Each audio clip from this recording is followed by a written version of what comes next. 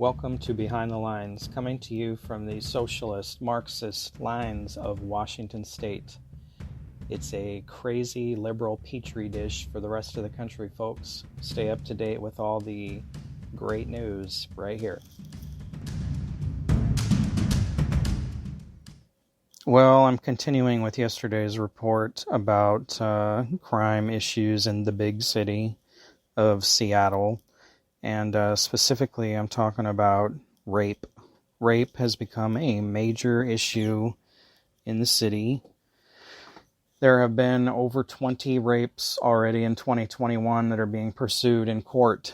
And that doesn't even include rapes where there's no suspect or charges have not been filed yet. Can't find the suspect, whatever. And who knows how many that haven't even been reported. I'm sure at least that many probably that haven't been reported. And, so after I saw this article this morning, I decided to go look up how much crime has increased, since 2020. And it's pretty sad. It's pretty scary numbers. The crime rates in Seattle for murder have increased 61%. For rape, they've increased 60%. Carjackings are up 40%. They, in 2020, responded to more than 800 DV calls per month, domestic violence calls.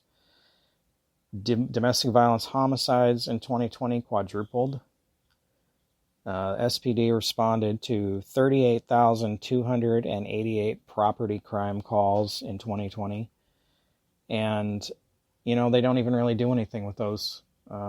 They're too understaffed and they just don't really pursue anything with those calls. So that's a lot of calls a day for property crimes.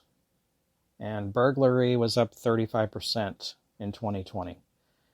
And actually, one of the hardest hit neighborhoods in Seattle for burglary, where that crime increased the most, was the Queen Anne neighborhood, which surprises me because that is a pretty nice area of the city. But I guess the dopers and homeless know where to go if they want to steal the good stuff, huh?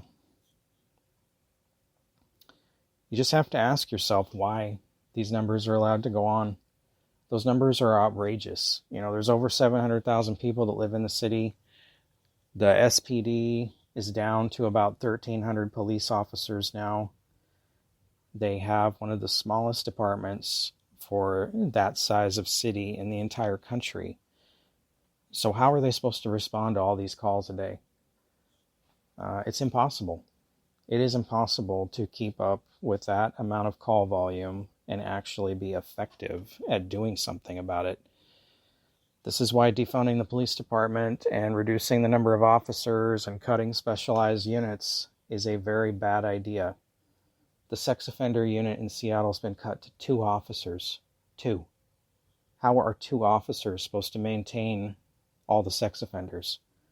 King County wants to disband their street crimes unit. They're the ones that go after all the gangs and prostitution and where a lot of these rapes occur. Who the hell is going to follow up on this stuff? Patrol officers? Do you think patrol officers have time to deal with that? After the numbers that I just told you on all these other crimes and then everything else in progress that happens during the course of a day? Forget about enforcing any kind of traffic laws. There's no time for that. That's not going to happen. They're not going to have time to do anything like that. Why are we allowing our city leaders to run the city this way? They're running us into the ground, and you can see it if you drive around downtown Seattle. The place is a dump. There's homeless and drug users everywhere. It's not safe to walk around. You have to ask yourself why. What is the reason? Is this somehow equitable to everybody in the city to be living in a third world trash dump? I made a meme with these numbers on it and posted it to a couple news stories that were related to crime this morning, and I couldn't believe the amount of denial that I got in response to that, and people saying that I was, fear mongering. No, sorry, it's not fear, it's just the truth. That is the truth. If you can't handle the truth and that your city is a dangerous zoo to be walking around in, then I'm sorry. Go put your head in the sand and pretend none of it's happening. But when it's at your door and you need help and nobody's coming, what are you going to do?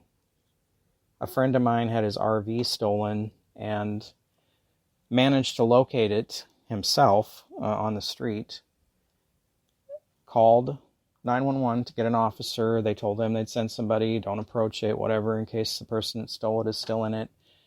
He waits a few hours, no cop shows up. He had to go do something, goes and does it, comes back, RV's still there, but now the guy that stole it is outside trying to get the generator to start. So he calls 911 again. Tells him the guy is there, he needs a cop down there. They tell him, okay, don't approach him, whatever, we'll send somebody. And he waits and waits and waits, another hour, nobody shows up. The guy finally notices him watching, gets in the RV, starts it up, takes off. The guy starts following him, calls 911 again. I need help, I'm following, this guy took off, I'm following him, this is where we're at. No cop ever showed up. The guy ended up getting away from him in traffic, and he never got his RV back. And this was over the course of a 6-hour period, no cop showed up. And I'm not necessarily blaming the cops. I mean, the numbers that I just told you, how can they possibly? They have calls stacked up all day long that they're probably trying to just, wade through.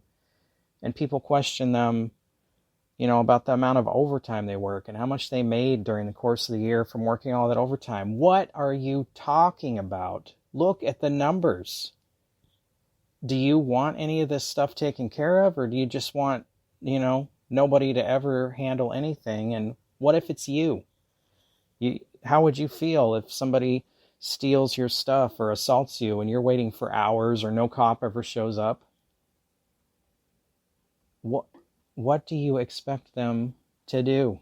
If they're not working overtime, you cut the number of cops to handle the calls. So now the ones that are still there have who knows how many more calls a day to handle that they're stacked under trying to get through all day. I mean, does anybody have any common sense? Does anybody think this stuff through when they're ranting and raving about the cops or budgets or cutting the police or whatever? If you haven't been there, been the victim of a crime, you really have no room to talk. You can't run your mouth about, how many cops we need or how much money gets spent on overtime or whatever. You don't know what the hell you're talking about. The city has become a very dangerous place, and I'm telling you, it's going to get a lot worse unless things turn around real quick. And with leadership that we have, it's not going to. And if that Lorena Gonzalez gets elected as mayor, well, it's going to be even worse than it is now, guaranteed. That lady does not support the cops, does not care about public safety, and she's not going to make things any better in that realm. You need to think carefully about who you elect for the next mayor of Seattle. And you also need to contact the current city council and tell them that the crime rates in the city are unacceptable. The homeless and drug addicts wandering the streets are unacceptable. And we're tired of it, because the only voices they're hearing are the radicals that, for whatever reason, support this garbage. Speak up, folks. You got to speak up. You got to reach out and tell them. Be professional, be nice, but you got to tell them that it's just not acceptable anymore. This has to be changed. All these businesses moving out of downtown Seattle, yeah, COVID has something to do with it, but so does all this crime and homelessness and drug addiction and theft and everything else, and their hands are tied.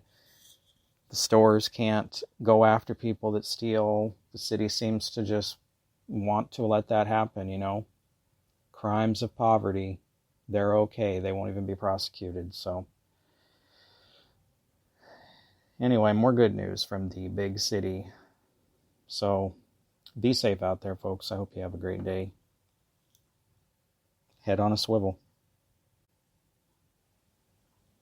Hey everyone, thanks for listening to the Behind the Line podcast.